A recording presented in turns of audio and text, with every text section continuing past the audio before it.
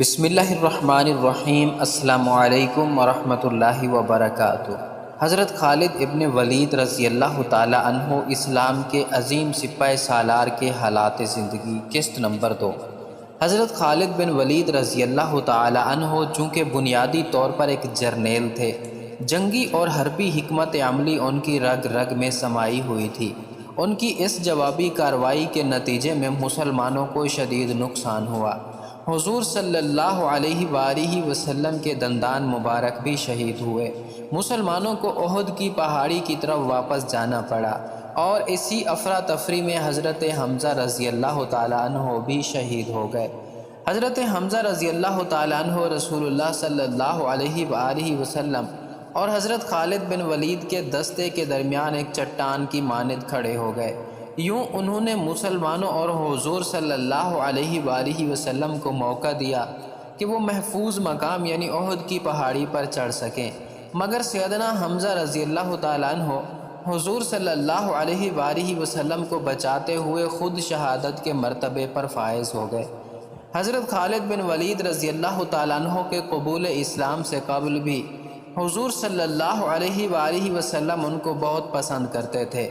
جب حضور صلی اللہ علیہ وآلہ وسلم کے سامنے جناب خالد کی تعریف کی جاتی تو حضور صلی اللہ علیہ وسلم فرمایا کرتے تھے کہ یہ خصوصیات جس شخص میں ہوں گی وہ ضرور اسلام قبول کرے گا۔ جس طرح آپ صلی اللہ علیہ وآلہ وسلم نے حضرت سیدنا عمر بن خطاب رضی اللہ تعالی عنہ کے بارے میں قبول اسلام کی دعا فرمائی تھی، اسی طرح حضرت خالد ابن ولید رضی اللہ تعالیٰ عنہ کے بارے میں بھی حضور صلی اللہ علیہ وآلہ وسلم کی خواہش تھی کہ وہ اسلام قبول کر لیں، کیونکہ ان صلاحیتوں کے حامل مجاہد، جنگجو اور جانباز کی اسلام کو اشد ضرورت تھی۔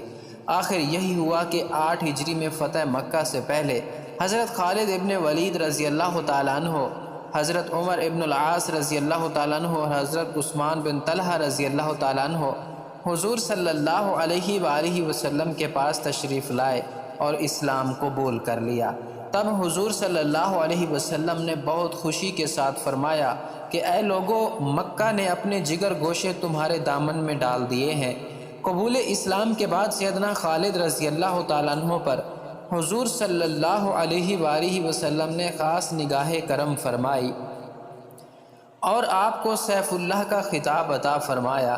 یہ صرف ایک خطاب ہی نہیں تھا، بلکہ اس کے ساتھ دنیا و ما فیہا کی تمام روحانی و باطنی قوتیں بھی اس سپہ سالار کو عطا کر دی گئی تھیں۔ خالد ابن ولید رضی اللہ تعالیٰ عنہ نے حضور صلی اللہ علیہ وسلم سے فرمایا کہ زمانہ جاہلیت میں مجھ سے جو غلطیاں اور کوتاہیاں ہوئی ہیں میں ان کی مغفرت طلب کرتا ہوں۔ حضور صلی اللہ علیہ وآلہ وسلم نے ان کو بشارت دی کہ تمہارے پچھلے سارے گناہ معاف کر دیے گئے ہیں۔ اس کے بعد حضرت خالد ابن ولید رضی اللہ تعالیٰ عنہ نے عہد کیا کہ اب ان کی تلوار حضور صلی اللہ علیہ وآلہ وسلم کی ہم رکابی میں ہی بے نیام رہے گی، اور وہ دین کی سربلندی کے لیے ہی جہاد کریں گے، اور اس میں کوئی شبہ نہیں کہ پھر انہوں نے سیف اللہ ہونے کا حق ادا کر دیا۔ جو مارکے حضرت خالد بن ولید رضی اللہ تعالیٰ عنہ نے حضور صلی اللہ علیہ وآلہ وسلم کے حکم اور اجازت سے لڑے، ان میں ایک جنگ موتا بھی تھی۔ جنگ موتا کے بارے میں ایک اہم بات یہ ہے کہ جب حضرت زید بن حارثہ رضی اللہ تعالیٰ عنہ نے اس لشکر کی قیادت کی تو حضور صلی اللہ علیہ وآلہ وسلم نے پہلے ہی بشارت دے دی تھی کہ اگر زید رضی اللہ تعالیٰ عنہ شہید ہو جائیں تو جعفر رضی اللہ تعالیٰ عنہ علم سنبھال لیں، اور اگر جعفر رضی اللہ تعالیٰ عنہ بھی شہید ہو جائیں تو پھر عبداللہ بن رواحہ رضی اللہ تعالیٰ عنہ ان کی جگہ پر پرچم اٹھا لیں، اور اگر وہ بھی شہید ہو جائیں تو پھر مسلمان جس کو چاہیں اپنا امیر منتخب کر لیں۔ اور پھر میدان جنگ میں اسی طرح ہوا۔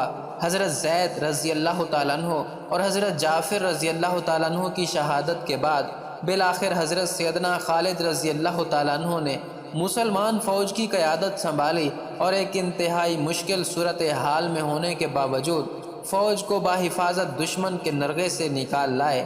جنگ موتا میں ہی پہلی مرتبہ سیدنا خالد ابن ولید رضی اللہ تعالیٰ عنہ اسلامی لشکر کے سپہ سالار کے طور پر ابھرے۔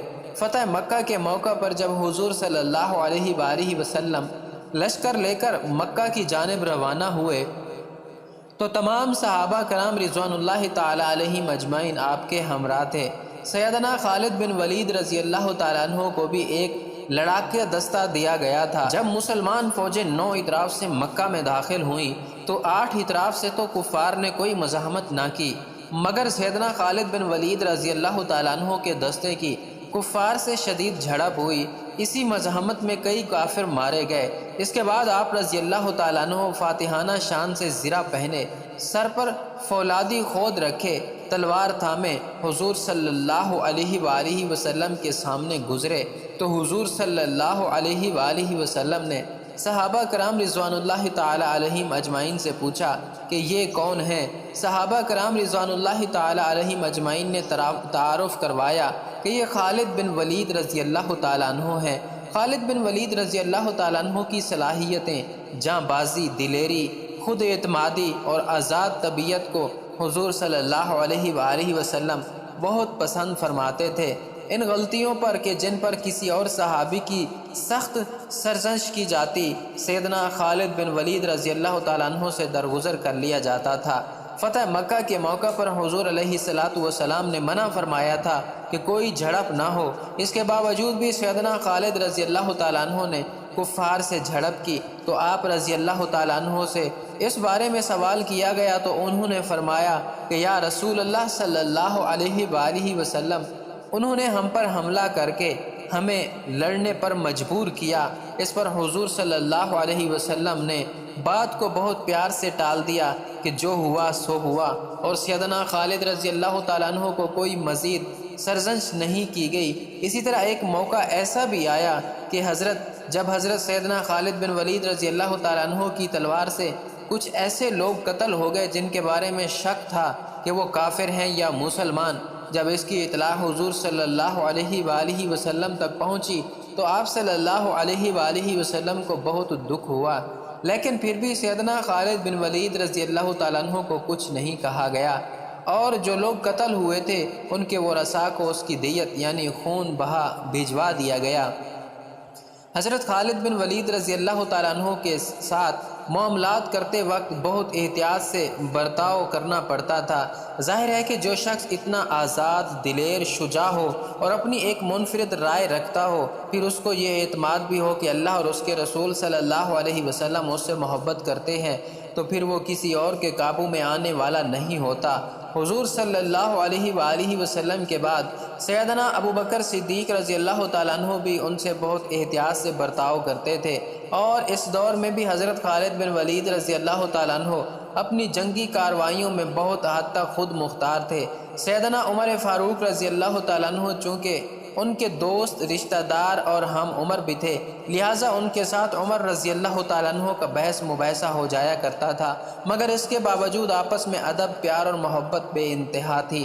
فتح مکہ کے بعد حضور علیہ السلام کے ہر غزوہ میں سیدنا خالد ابن ولید رضی اللہ تعالیٰ عنہ آپ صلی اللہ علیہ وسلم کے ہم رکاب رہے۔ غزوہ حنین کے جس کا ذکر قرآن میں بھی آیا ہے کہ موقع پر جب مسلمان ایک کثیر تعداد کے ساتھ آگے بڑھے تو ایک پہاڑی درے میں دشمن نے پہاڑوں کے پیچھے سے مسلمانوں پر تیروں کی بارش کر دی اور مسلمانوں کو شدید نقصان اٹھانا پڑا۔ ایک موقع تو ایسا بھی آیا کہ حضور علیہ السلام چند صحابہ کرام کے ساتھ بالکل تنہا رہ گئے تھے، تب انہوں نے مسلمانوں کو پکار کر اپنی طرف بلایا۔ اس کے بعد مسلمانوں نے از سر نو صف بندی کی اور دوبارہ دشمن پر شدید حملہ کیا، پھر اللہ تعالیٰ نے مسلمانوں کو فتح عطا فرمائی۔ اس جنگ میں بھی خالد بن ولید بے جگری سے لڑے اور شدید زخمی ہوئے۔ حضور صلی اللہ علیہ وسلم بہت عرصے تک آپ کی عیادت فرماتے رہے اور آپ کے لیے دعا فرمائی۔ اس کے بعد غزوہ تبوک کی مہم میں بھی سیدنا خالد ابن ولید رضی اللہ تعالیٰ عنہ نے شمولیت اختیار کی۔ اس غزوہ کا ذکر بھی قرآن پاک میں آیا ہے۔ تبوک کی مہم کے دوران ہی حضور علیہ السلام نے ایک چھوٹا سا دستہ تبوک سے دومت الجندل یعنی شام کے ایک علاقے کی طرف روانہ کیا۔ حضرت خالد بن ولید رضی اللہ تعالیٰ عنہ کو اس دستے کے ساتھ بھیجا گیا۔ اس ساری مہم کی قیادت حضرت سیدنا خالد ابن ولید رضی اللہ تعالیٰ عنہ کے پاس تھی۔